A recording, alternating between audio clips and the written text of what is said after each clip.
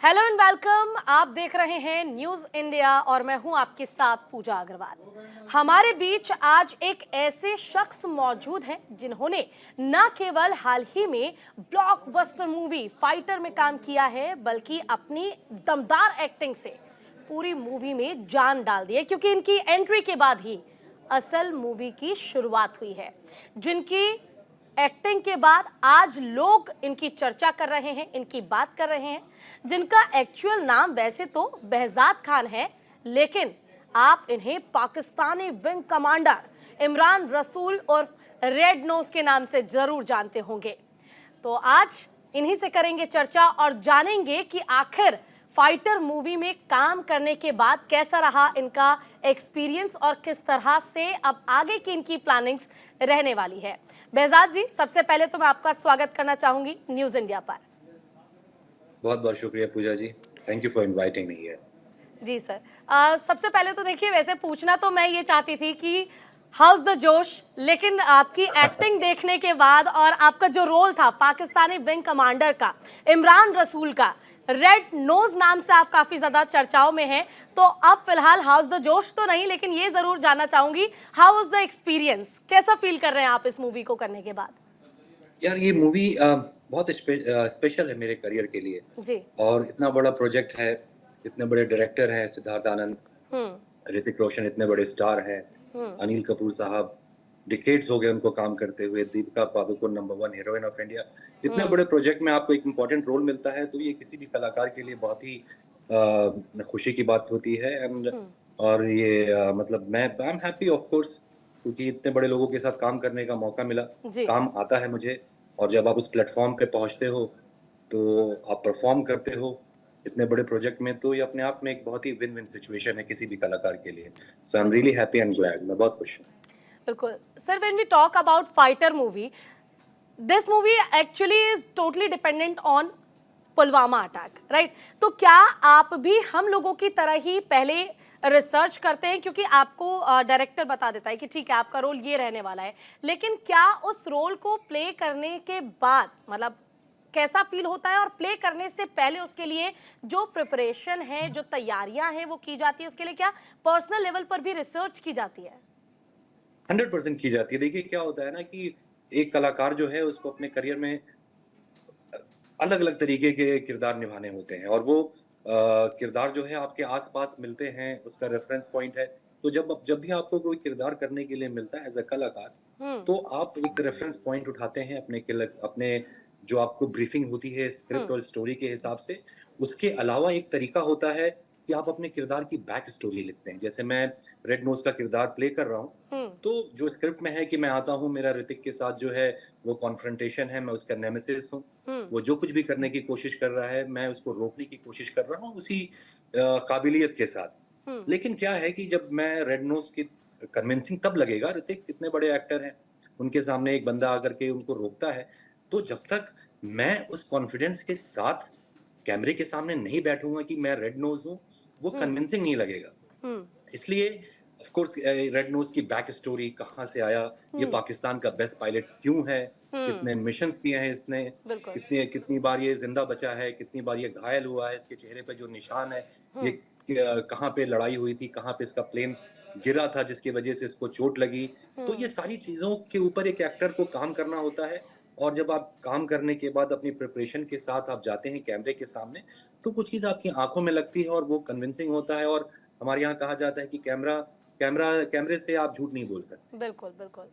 जो कुछ भी है आपकी आँखों में वो कैमरा पकड़ता है। तो एक कलाकार की और एक एक्टर की प्रिपरेशन होती है। सबने प्रिपरेशन की है, मैंने भी रेड नोज़ की बैक स्टोरी लिखी और उसके बाद प्रिपेयर किया, अपनी आवाज़ पे काम किया, अपने आई एक्सप्रेशन पे काम किया, क्योंकि आपने नोटिस किया होगा जी। एक फाइटर पायलट अगर प्लेन उड़ाता है तो उसके मुँह पे मास्क होता है। हम्म। हम्म। उसकी आँखें और उसकी आवाज़ जो है वो कन्विंसिंग होनी चाहिए, तो उसके लिए तैयारियाँ की। और आई एम ग्लैड आपको मेरा रोल अच्छा लगा पूजा जी। बिल्कुल, बहुत ज़्यादा अच्छा लगा, इसलिए मैंने ये शुरुआत में ही कहा कि मूवी चल तो रही थी, लेकिन जैसे ही आपकी एंट्री हुई, उसके बाद मुझे लगता है कि जो रियल स्टोरी है मूवी की, वो शुरू हुई राइट, है। और वाक़ई देखिए, राइट। आईज़ के ज़रिए जो एक्सप्रेशन है, जो आप फ़ील करते हैं बीइंग अ पाकिस्तानी कमांडर, उसे दिखा पाना, ये बहुत ज़्यादा चैलेंजिंग होता होगा। और देखिए, जिस तरह से लगातार आप आप आगे बढ़ रहे हैं और मैं ज़रूर आपको गुड लक भी कहूँगी आपके भविष्य के लिए, ताकि आप और बेहतर करें। बट थैंक एक यू। सीरियल में काम करते हुए एक छोटे पर्दे से शुरुआत करने के बाद धीरे धीरे अपने सफ़र में आगे बढ़ना और बॉलीवुड इंडस्ट्री में एंट्री लेना, ये सफ़र जी। तो बहुत मुश्किल रहा होगा। देखिए, मुश्किल तो ऑफ कोर्स है, क्योंकि जब आप बाहर से आते हो तो सबसे पहले तो आपको जो अंदर घुसना होता है उसमें आपको काफ़ी वक़्त लग जाता है। हुँ, हम छोटे शहर के लड़के हैं, मेरी पैदाइश जो है वो यूपी के का एक ज़िला है गाज़ीपुर, वहाँ पे एक तहसील है, ज़मानिया में हुई। वहाँ से मेरी जर्नी शुरू होती है, फिर मैं बॉम्बे हुँ, पहुँचता हूँ। हुँ, बॉम्बे पहुँचने के बाद जब आप बाहर से आते हो, आपको एक्सपोज़र की कमी होती है। तो कुछ साल तो सिर्फ़ आपको समझने में लग जाता है कि एग्ज़ैक्टली है क्या? But yeah you have to be smart enough to understand the game quickly. हुँ, और वो क्विकली मैं कह रहा हूँ कि अ, वक़्त निकलते पता नहीं चलता है। मुझे 15-16 साल हो गए मुंबई में थिएटर करते हुए, टेलीविज़न करते हुए, वेब सीरीज़ करते हुए। तो एक जर्नी जो है वो आपको हमेशा आपको सीखने की उत्सुकता होनी चाहिए। यू नो, आप जहाँ भी पहुँचे, आपके लिए ये नहीं होना चाहिए कि हाँ, बस अब मुझे आता है, नहीं, नहीं आता है। I go there every day on the set nervous like it's my first day, हुँ, just so that I could learn something new. मैं कुछ नया सीखूँ, कुछ नई तरीके से चीज़ें करूँ। और वो सफ़र जो है वो लंबा था, हुँ, तकलीफ़देह भी था, क्योंकि आप काबिल हो, आप कैपेबल हो, आपको काम आता है, you can perform at a big stage. लेकिन जब आपको रिजेक्शंस मिलते हैं, आपका नाम नहीं होता है जब तक, तब तक लोग आप पे भरोसा नहीं करते, आपको रिजेक्ट किया जाता है, तो वो तकलीफ़ होती है।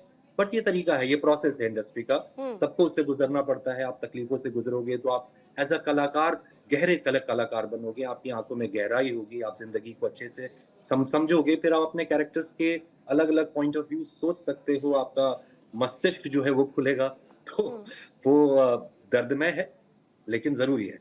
बिल्कुल, देखिए और वैसे भी बेहजाद जी, मुझे लगता है you were totally fit for that role. जिस तरीके से आपने रोल किया और एक्टिंग थी जो आपकी, वो वाक़ई काबिले तारीफ़ है। लेकिन मैं आपसे ये भी जानना चाहूँगी, देखिए क्योंकि जो मैंने ऑब्ज़र्व किया, जो मेरा पॉइंट ऑफ व्यू है, मूवी के लिए जी, बेशक ऋतिक रोशन थे, दीपिका पादुकोण थी और साथ ही अनिल कपूर भी थे। लेकिन जो आपकी एक्टिंग थी, मुझे लगता है जी। सबसे ज़्यादा दर्शकों को उसी ने अट्रैक्ट किया होगा, बीइंग अ पाकिस्तानी कमांडर। तो क्या, क्योंकि देखिए आपका look and feel, sorry to say but वो हुँ। लगता भी है एक कि आप ये रोल बेहतर तरीके से कर सकते थे। शायद आपकी जगह कोई और होता तो वो लुक एंड फील नहीं आ पाता। तो क्या आपको इसी रोल के लिए डायरेक्ट कांटेक्ट किया गया था या फिर कोई स्टोरी इसके पीछे अलग है? नहीं, देखिए क्या होता है ना कि सबसे आप जब आप नए होते हो ना, हाँ, तो आप जैसे दिखते हो, बिल्कुल। लोग आपको वैसे ही रोल में पहले आपको काम देंगे।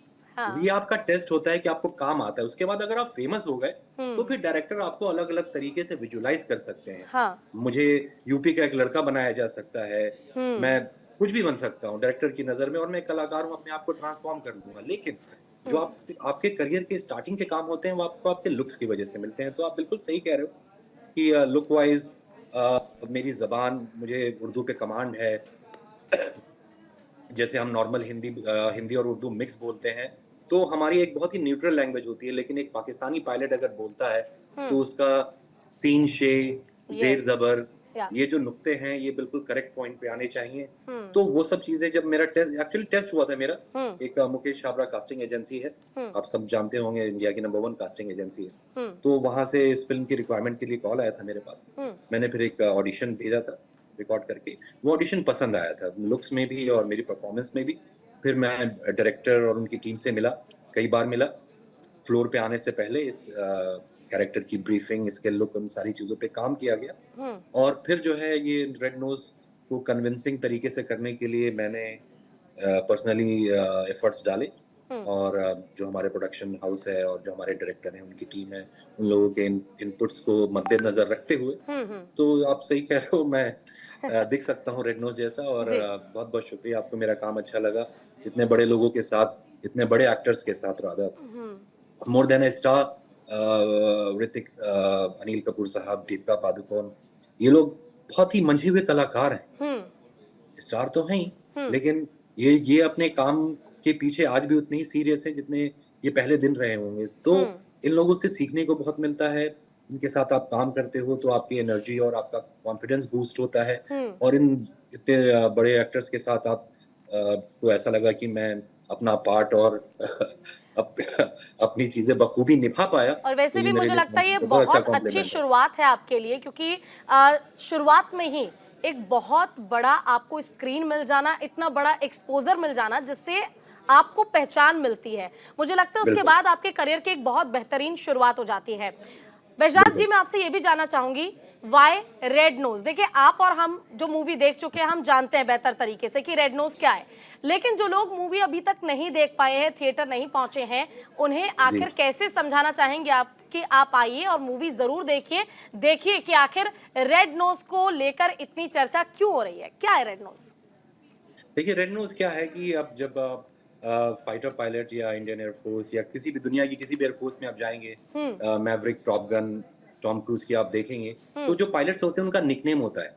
हम्म। एक तो लाइक सबसे पहले पैटी। तो ये तो हाँ, लाइक हाँ। पैटी, या। ये सबसे पहले तो इनकी आइडेंटिटी जो रियल नेम है वो छुपता है इससे। हाँ। और दूसरा क्या होता है कि जो निकनेम के साथ कनेक्शन आपस इन जो टीम के अंदर इंटरनल होता है, वो हम्म। बहुत पर्सनल और सिर्फ़ मैं आपको पैटी के नाम से जानता हूँ।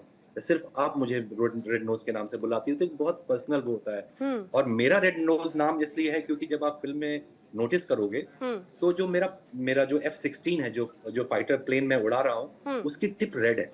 हम्म। या। और प्लेन की जो टिप होती है उसको नोज़ बोलते हैं। हाँ। तो वो मैं अपने प्लेन की टिप रेड रखता हूँ। ओके। डरावना, खौफ़नाक या जो भी वजह हो वो दिखाने के खतरनाक। लिए। और उसके ऊपर मेरा नाम जो है वो रेड नोज़ है क्योंकि मेरी प्लेन की नोज़ जो है वो लाल ओके, यानी ये एक साइन है डेंजर का कि अलर्ट हो जाइए, है। डेंजरस पार्ट जो है वो एग्ज़ैक्टली। स्टार्ट होने वाला है। हाँ, मुझसे बच ओके। के रहिए, बाकी जो करना हो करिए बट मेरे सामने मत। जी।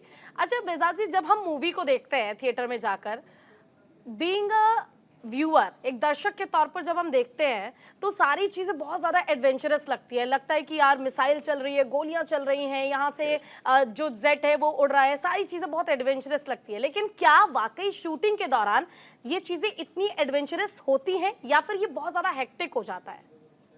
देखिए क्या होता है ना कि देखिए मेहनत का काम तो है, नो डाउट अबाउट इट। हम्म। कोई भी काम हो, आप जो काम कर रही हैं या दुनिया का कोई भी इंसान जो भी काम करता है, मेहनत लगती है। हम्म। देखने में बाहर से बहुत ग्लैमर लगता है but exactly. Our heart and soul and our sweat and blood is inside it. हम्म। तो वो सब तो लगता है, लेकिन क्या होता है कि जब आप अपने पसंदीदा काम करते हैं, जो काम आपको पसंद है, हम्म। अगर आप वो काम करते हैं, तो फिर आपको थकान नहीं महसूस होती है। हम्म। आप एन्जॉय करते हैं और मैं अपने काम को बहुत ज़्यादा एन्जॉय करता हम्म। हूँ। मैं 24 घंटे सेट पे कर सकता हूँ। जी। मैं बिना सोए काम कर सकता हूँ। तो ओवरऑल एक्सपीरियंस जो था वो मेरे लिए एक छोटे बच्चे जैसा था जब मैं सेट पे था तो। हम्म। एफ आई मीन F-16 में कौन बैठता है? नो वन किसको मौका मिलता है? I have to clear exam, I have to be capable enough to sit in that cockpit and get that feel.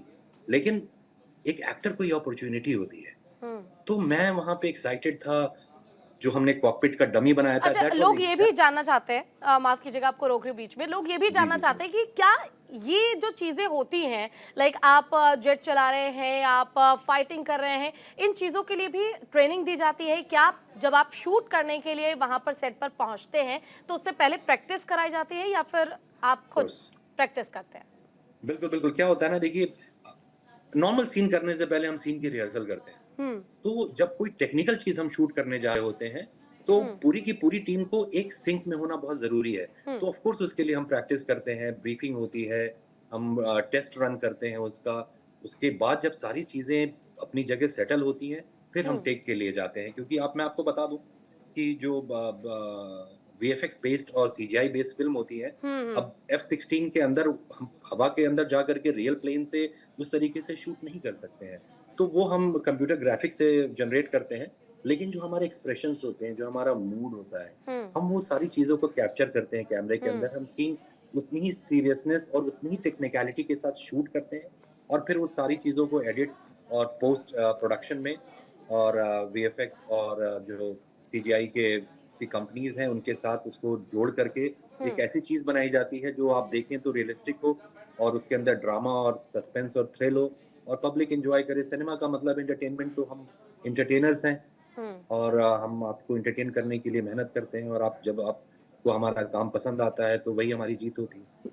बिल्कुल। बेहज़ाद जी, जैसे ही आपकी एंट्री होती है और आपकी जो one on one conversation Hrithik Roshan के साथ, पैटी के साथ उस दौरान हो रही होती है, उसमें एक डायलॉग आपका था जिस दौरान मैंने देखा कि लोगों की हूटिंग भी हुई। डायलॉग था कि जनाब, मोहब्बत और जंग में सब जायज है। उसके बाद आपका हाँ जी। कॉन्वर्सेशन जो है वो आगे बढ़ता है। एक बार वो डायलॉग अगर आप बोल दे तो। अ, तुमने ये कहावत तो सुनी होगी, जी। मोहब्बत और जंग में सब जायज़ है। देन पैटी सेज़ कि मैं मोहब्बत तुमसे कर नहीं सकता और तुम इस लायक नहीं हो कि मैं तुमसे लड़ूं। So this is how the dialogue. But इसमें जो मेरा फेवरेट डायलॉग है, वो डायलॉग है जब प्लेन जब फर्स्ट टाइम जब हम लोग मिलते हैं और मैं मिसाइल नहीं चलाता हूँ क्योंकि मेरे ऊपर ऋतिक की मिसाइल है, या तो हम उसको अबॉर्ट कर देते हैं। तो मैं बोलता हूँ कि चालाकी से ये लड़ाई तो तुमने जीत ली है, बिल्कुल लेकिन जंग अभी बाकी है। बाकी है, तुमसे बिल्कुल। बहुत जल्द मुलाकात होगी और उस हाँ, दिन कोई गिनती नहीं होगी। सो ये बहुत इम्पैक्टफुल डायलॉग है। बिल्कुल, बिल्कुल। और जब वाक़ई राइटर्स में अच्छा आपके लिखते हैं। डायलॉग्स वाक़ई इम्पैक्टफुल थे, क्योंकि लोग जब हूटिंग करते हैं, लोग जब व्हिसल करते हैं आपके डायलॉग्स पे, तो वो बताता है कि वाक़ई आपके डायलॉग्स का जो इम्पैक्ट आप जो अपने एक्सप्रेशन के ज़रिए, अपने डायलॉग्स के ज़रिए लोगों पर प्रभाव डालना चाहते हैं, वो डल रहा है। इसीलिए मैं जी, बार-बार इस बात का ज़िक्र कर रही हूँ कि जो आपका रोल था, वो वाक़ई वैसा रोल किसी का नहीं था, क्योंकि आपको अपोज़िट रोल भी दिया गया और उस रोल के यस, ज़रिए आपका लुक भी वैसा था और आपने काम भी बहुत बेहतरीन किया। अच्छा, ये भी जानना थैंक यू। चाहूँगी, देखिए अगर हम इस पूरे फ़िल्म की बात करें, फाइटर मूवी की बात जब हम करते हैं, ये मूवी 200 सीआर को भी क्रॉस कर चुका है और लगातार ये ब्लॉकबस्टर मूवी ज़रूर बनेगा अपने आप में। लेकिन जब आपने इस मूवी को किया और मूवी देखने के बाद मैंने भी एहसास किया कि पुलवामा अटैक पर ये जो पूरी मूवी है वो बेस्ड थी। क्या जी। एक्टिंग के बाद मन में गुस्सा नहीं आया? लगा नहीं कि यार पाकिस्तान किस तरीके से काम करता है, कितना गलत है ये सब कुछ? ऑफ कोर्स देखिए क्या होता है ना कि अपने आप में ये जो सारी चीज़ें होती हैं, हुँ, ये मन को बहुत दुखाने वाली चीज़ें होती हैं। हुँ, जो बेचारे हमारे जवान मारे गए, उनके फैमिली, उनके परिवार के बारे में मैं सोचता हूँ, तो मेरा दिल जो है वो अंदर से मतलब मैं आँसुओं से भर जाता है। हुँ, तो ये सारी की सारी चीज़ें आपको आपके लिए पीड़ादायक तो होती ही हैं हुँ, और हर एक मेरा मानना है कि दुनिया के हर एक इंसान को, आपको, मुझे, नीचे जो मेरा वॉचमैन है या फिर कोई जो बहुत बड़ा इंडस्ट्रियलिस्ट है हुँ, या फिर कोई जो एक पावर पोजीशन में बैठा हुआ है, हर जी, इंसान को सिर्फ़ एक छोटा-सा काम करना चाहिए हुँ, कि पीस, शांति, एग्ज़ैक्टली, लोगों का भला। हमको अपनी ज़िंदगी में क्या चाहिए? खाना, हुँ, कपड़ा, हुँ, रहने के लिए घर।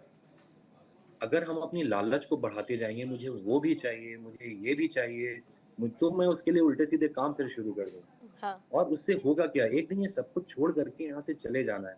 आप प्यार बाँटिए और जहाँ ये भावना आपके मन में आएगी आप और उसके बाद आप देखेंगे कि आपके आस-पास के लोग बिना कोई एफर्ट किए आपको पसंद करने लगेंगे। हुँ, ये बहुत छोटी-सी चीज़ है, आपको इसके लिए कुछ भी एक्स्ट्रा नहीं करना है। Just be hmm, nice, hmm, don't be rude to anyone. अपने मन में लालच मत लाइए और ये सब चीज़ें जो लोग पावर पोज़ीशन में बैठे होते हैं, ये सब एक बड़े गेम का हिस्सा होता है, उसके बीच में एक हमारे देश जो रोज़मर्रा के लोग हैं, उनकी ज़िंदगी पे उसका इफ़ेक्ट होता है, बेगुनाह अपनी जान गँवा देते हैं, तो ये बहुत गलत है और ये पूरी दुनिया में जहाँ भी हो रहा है, ये सब रुकना चाहिए। We should all live in peace and harmony, that is what we all need.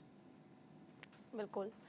जब हम रियल बेस्ड स्टोरी पर कोई मूवी बनाते हैं और स्पेशली जब जो मुद्दा है वो इतना ज़्यादा सेंसिटिव है कि देश की 140 करोड़ की जनता जो है वो उससे कनेक्ट हो सके, ऐसे में बहुत ज़्यादा इम्पॉर्टेंट हो जाता है कि हर एक चीज़ को आप बारीकी से समझें और इस तरीके से आपका अभिनय हो कि किसी को उससे तकलीफ ना हो, वो बिल्कुल, कनेक्ट कर बिल्कुल, सके कि बिल्कुल। आखिर स्टोरी क्या है, क्या जो सिनेरियो बना था वो क्या था।